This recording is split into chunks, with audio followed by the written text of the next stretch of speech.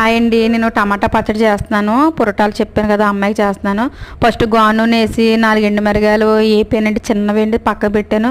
ఆ వేపిన తర్వాత నెక్స్ట్ వచ్చేసి టమాటా ముక్కలు అన్నీ బాగా వేపేసి అది బాగా చల్లారిన తర్వాత మిక్సీ ఆడేసాను. అదే ముద్దండి.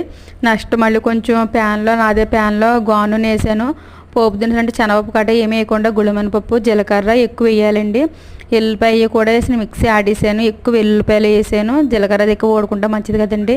తను ఎవరో కాదండి, కొంచెం తెలిసిన వాళ్ళు అంతే, లవ్ మ్యారేజ్ చేసుకుని వచ్చేసారు. వాళ్ళు బాబు పుట్టాడు, కానీ అమ్మాయి కూడా ఇటు అత్తరేపళ్ళు ఎవరో పట్టించుకోలేదండి. తను హాస్పిటల్ ఉంటే నాకు ఎందుకో ఇలా చేసి అమ్మాయికి అన్నీ పెట్టాలా, ఇవ్వాలని అనిపించింది. బాబు అయితే చాలా బాగున్నాడండి. నేను వీడియోలో తర్వాత చూపిస్తాను ఆ ఫ్యామిలీని కూడా.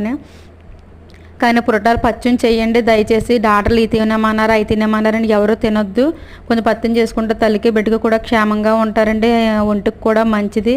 తినేయకండి, ఏది కూడా తినొద్దు. కొంచెం గాను నూనె అది వాడండి. బాయ్ అండి.